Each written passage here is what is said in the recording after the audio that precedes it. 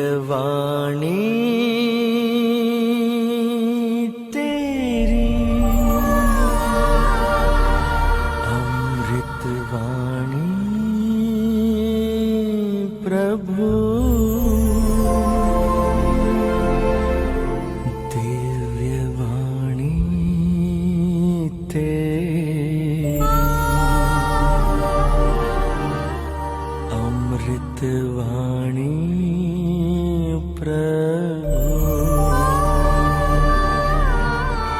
संत यूहन्ना के अनुसार प्रभु यीशु क्रिस्त का पवित्र सुसमाचार अध्याय 16 वाक्य संख्या 20 से 23 तक।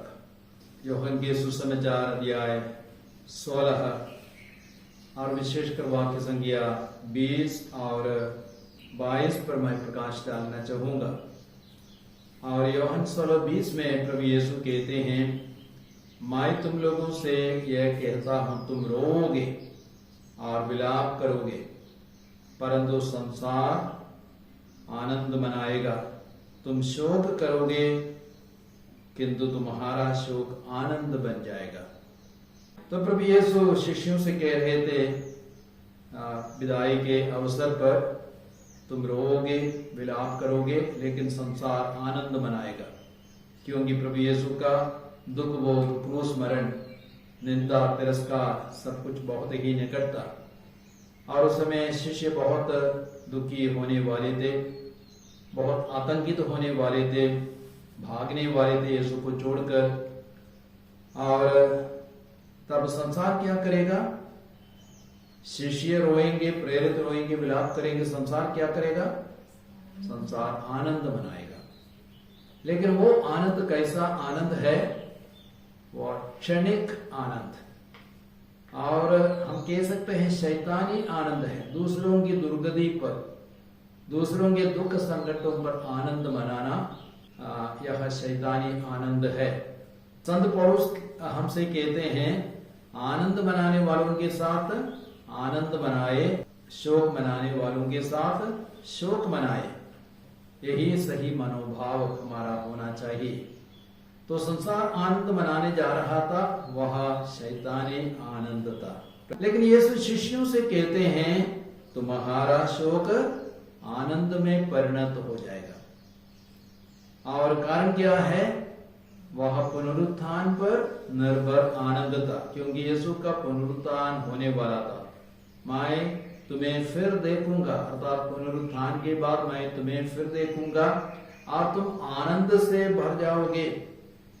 और पुनरुत्थान का आनंद इसलिए भी था क्योंकि यीशु पाप पर विजय पाने वाले थे, मृत्यु पर विजय पाने वाले थे, शैतान पर विजय पाने वाले थे। तो इसलिए पुनरुत्थान का आनंद बहुत बड़ा आनंद था। तुम शोक मनाओगे, लेकिन तुम्हारा शोक आनंद में परिवर्तित हो जाएगा। और ये आनंद क्षणिक नहीं है, लेकिन चिरस्थायी आनंद है, अनश्वर आनंद है, आनंद आनंद है। तो ऐसा आनंद प्रभु हमें देना चाहते हैं, जो पुनरुत्थान पर निर्भर है। साथ ही साथ आनंद पवित्र आत्मा का दूसरा फल है। संत पौलुस कहते हैं, पवित्र आत्मा का फल है प्रेम, आनंद, शांति। तो पवित्र आत्मा द्वारा प्रदत्त आनंद वह क्षणिक आनंद नहीं है, वह शाश्वत आनंद है, हमेशा के लिए रहने वाला आनंद है। हबाकुक के ग्रंथ अध्याय 3, 17 और 18 में वहां पे वचन कहता है, अंजीर के पेड़ में कलियां नहीं खिलती, दाखबारियां नहीं फलती, जैतून की फसल निराश करती है, खेतों में अनाज नहीं है, भेड़ बकरियों की संख्या कम होती गई है और बाड़ों में गाय बैल नहीं रहे। तभी मैं प्रभु के कारण प्रसन्न होऊंगा, अपने उद्धारक ईश्वर के कारण आनंद मनाऊंगा, क्योंकि प्रभु ईश्वर मेरा बल है। वाक्य संख्या 19 में लिखा गया है, प्रभु ईश्वर मेरा बल है। तो हमारा आनंद संसार की चीजों पर निर्भर नहीं है, फसल पर निर्भर नहीं है, अनाज पर निर्भर नहीं है, बकरियों पर निर्भर नहीं है। हमारा आनंद प्रभु पर निर्भर है। इसलिए ये सारी चीजें हमारे जीवन में नहीं हो, फिर भी मैं प्रसन्न होऊंगा क्योंकि प्रभु ही मेरे आनंद का स्रोत है। और वाक्य संख्या 22 में प्रभु यीशु कहते हैं, इस तरह तुम लोग अभी दुखी हो, किंतु मैं तुम्हें फिर देखूंगा। अर्थात पुनरुत्थान के बाद मैं तुम्हें फिर देखूंगा और तुम आनंद मनाओगे। तुमसे तुम्हारा आनंद कोई छीन नहीं सकेगा। तुमसे तुम्हारा आनंद कोई छीन नहीं सकेगा। अक्सर हम दूसरों पर दोष लगाते हैं, उसने मेरे आनंद को छीन लिया है, या इसने मेरे आनंद को नष्ट कर दिया है, मेरे जीवन को बर्बाद किया है। हम दूसरों पर दोष लगाते हैं और ईश्वर पर भी दोष लगाते हैं। ईश्वर ने ऐसा क्यों किया, वैसा क्यों किया, तो हम ईश्वर पर दोष लगाते हैं, दूसरों पर दोष लगाते हैं। क्या दूसरे हमारे आनंद को छीन सकते हैं? नहीं छीन सकते हैं, क्योंकि वचन कहता है कोई भी दूसरा तुम्हारा आनंद छीन नहीं सकेगा। तो हमारा आनंद यदि नष्ट हो जाता है, क्यों नष्ट हो जाता है?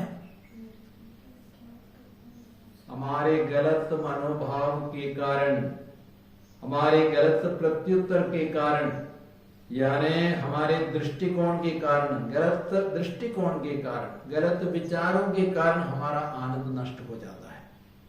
तो हमारा सही मनोभाव होना है, सही दृष्टिकोण होना है, सही विचार होना है।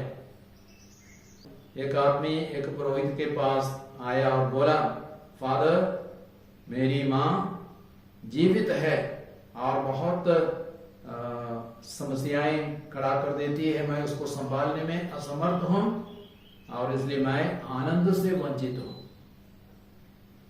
और दूसरा आदमी दूसरे दिन आता है उसी पुरोहित के पास और कहता है, फादर मेरी माँ मर गई है, इसलिए मैं बहुत दुखी हूं, मैं आनंद से वंचित हूं।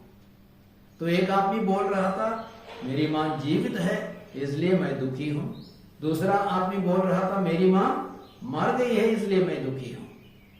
तो वास्तव में हमारा आनंद माँ के जीवित रहने पर या माँ के गुजरने पर, माँ के निधन पर निर्भर नहीं है। हमारा आनंद हमारे सही मनोभाव पर और हमारे सही विचार पर, हमारे सही दृष्टिकोण पर निर्भर है। कोई भी हमारा आनंद, कोई भी परिस्थिति हमारा आनंद छीन नहीं सकती। तो प्रभु क्या चाहते हैं? हर परिस्थिति में हमारा विचार, हमारा दृष्टिकोण सही होना है और हर परिस्थिति में हमारा एक सकारात्मक दृष्टिकोण होना है। इजरायलियों के जीवन में आप देखेंगे, इजरायली हर परिस्थिति में क्या करते थे? छोटा छोटा दुख आता था, छोटी छोटी समस्याएं आती थी, इजरायली क्या करते थे? कुड़कुड़ाते थे।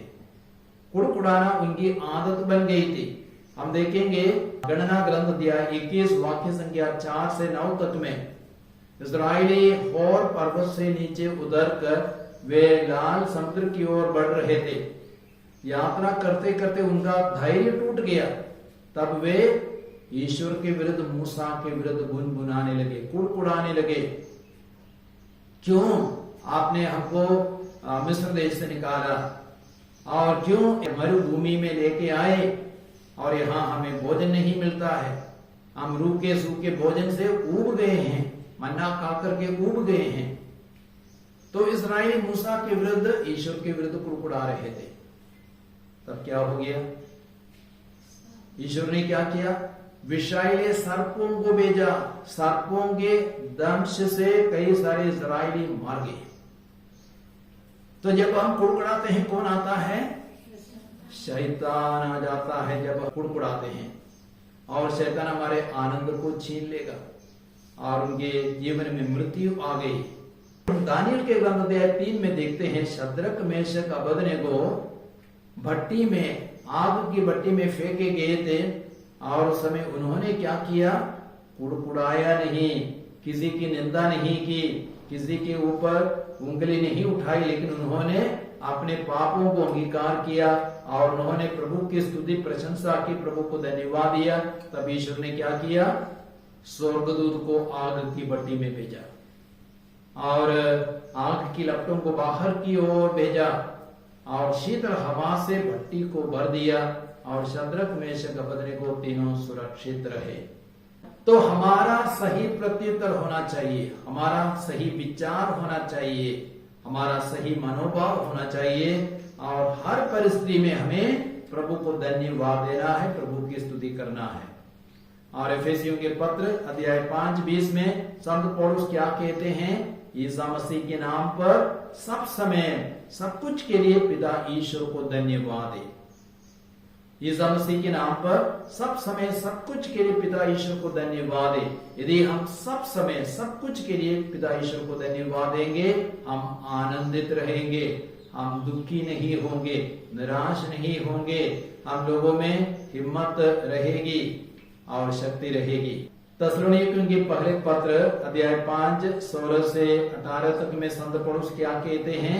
आप लोग हर समय प्रसन्न रहे, निरंतर प्रार्थना करते रहे, सब बातों के लिए पिता ईश्वर को धन्यवाद दे, क्योंकि यही ईश्वर की इच्छा है। तो ईश्वर की इच्छा के अनुसार यदि हम लोग सब बातों के लिए प्रभु को धन्यवाद देंगे, प्रभु की स्तुति करेंगे, हम हमेशा आनंदित रहेंगे।